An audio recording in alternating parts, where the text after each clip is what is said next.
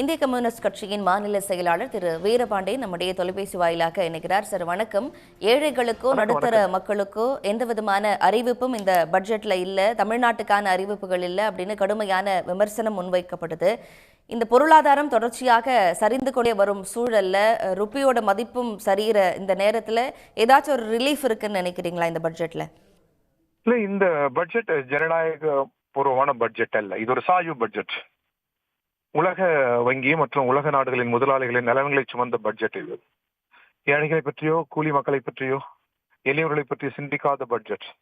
சுருங்க சொன்னால் கிரேக்க இலக்கியத்தில் வருகிற பண்டோரா பாக்ஸ், அதை திறந்தால் தீமை என்பார்கள் அல்லவா, அது போன்ற பட்ஜெட் இந்த பட்ஜெட். தமிழ்நாட்டின் நலன்கள் புறக்கணிக்கப்பட்டிருக்கிறது. முதல்வர் பலமுறை தனது உரிமைகளுக்காக குரல் எழுப்பிக் கொண்டே இருக்கிறார். அதை பட்ஜெட் எளிதில் கடந்து செல்கிறது. தங்களை ஆதரிக்கிற மாநிலங்கள், எதிர்க்கிற மாநிலங்கள் என்பது போன்ற பாராபட்சங்களை சுமந்த பட்ஜெட் இந்த பட்ஜெட். வேலையில்லா திண்டாட்டத்தை பற்றி எந்த பார்வையும் இல்லை. இது எப்படி விஷன் பட்ஜெட் ஆகும்? வேலையில்லா திண்டாட்டம் தலைவிரித்து ஆடுகிறது. நாடு கடந்து செல்கிறார்கள், மாநிலம் கடந்து செல்கிறார்கள் எளிய மக்கள். அவுட்லாண்டர்ஸ், புலம்பெயர்கிற மக்கள் அதிகரித்துக் கொண்டே இருக்கிறார்கள். அவர்களை பற்றி எந்த சிந்தனையும் இல்லை. மாறா கடன்களை பற்றி சிந்தனை இல்லை. வரி ஏய்ப்பவர்களை பற்றி எந்த சிந்தனையும் இல்லை. சிறுதொழில், நடுத்தொழில், குறுந்தொழில் துவங்குகிற எளிய மக்கள் பற்றி எந்த சிந்தனையும் இல்லை இந்த பட்ஜெட். இன்றைக்கு உலகம் டாலர் ஆதிக்கத்தில் இருக்கிறது. வர்த்தகம் இல்லாமல் ஒரு நாடு செழிக்க முடியாது. எனவே டாலரில் தான் வர்த்தகம் என்கிறது அமெரிக்கா. அதற்கு மாற்றாக பிரிக்ஸ் எழுந்திருக்கிறது. அந்த பிரிக்ஸ் பற்றி எந்த சிந்தனையும் இதில் இல்லை. நாடு தன்னியல்பில் தானே முன்னேற வேண்டும் என்று சொன்னால் தற்சார்புக்கு முன்னுரிமை அளிக்க வேண்டும். தற்சார்புக்கு எந்த முன்னுரிமையும் இல்லை. விவசாயிகளை பற்றியோ கூலி விவசாயிகளை பற்றியோ எந்த சிந்தனையும் இந்த பட்ஜெட் இருப்பதாக தெரியவில்லை.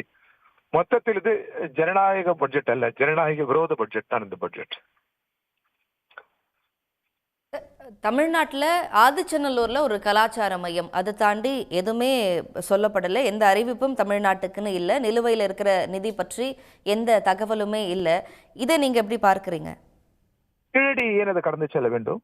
ஆதிச்சநல்லூர் மட்டுமல்ல, தொன்மை இடங்கள் தமிழ் மண்ணில் பல உண்டு. அது பற்றி எந்த சிந்தனையும் இல்லை.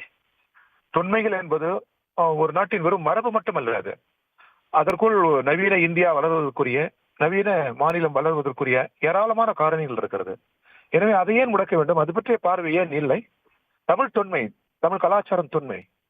எனவே இதிலிருந்து இந்திய ஜனநாயகத்திற்கும் இந்திய மக்களுக்கும் பெறப்பட வேண்டியது ஏராளமாக இருக்கிறது. ஆனால் அதை கண்டெல்லாம் மிக எளிதில் கடந்து செல்கிறது ஒன்றிய அரசு. பட்ஜெட் உழைப்பவரின் நலனை சுமந்து வர வேண்டும். பட்ஜெட் கரத்தால் உழைக்கிறவர்கள், இயற்கையோடு வினைபுரிந்து இயற்கையை மரண துக்கத்திலிருந்து தட்டி எழுப்பி எல்லா செல்வங்களையும் தருகிற வெல்த் கிரியேட்டர்ஸ் உழைக்கிற மக்கள் தான். நாட்டின் பிரதமர் சொல்வது போல் முதலாளிகள் அல்ல.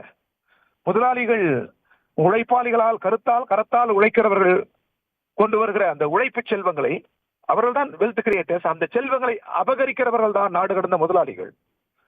எனவே வெல்த் கிரியேட்டர்ஸ் முதலாளிகள் என்கிறார் பிரதமர். நாங்கள் தொழிலாளர்கள் என்கிறோம். கரத்தால் உழைக்கிற தொழிலாளர் என்கிறோம். எனவே இந்த புரிதல் பிரதமருக்கு வராத வரை அவர் ஒரு ஜனநாயக பட்ஜெட்டை இந்தியாவில் போட முடியாது. எனவேதான் இது பண்டாரா பாக்ஸ் என்கிறோம். நன்றி திரு வீரபாண்டியன், உங்களுடைய கருத்து பகிர்வுக்காக. உடனுக்குடன் செய்திகளை தெரிந்து கொள்ள சன் நியூஸ் பெல் ஐகானை கிளிக் பண்ணுங்க.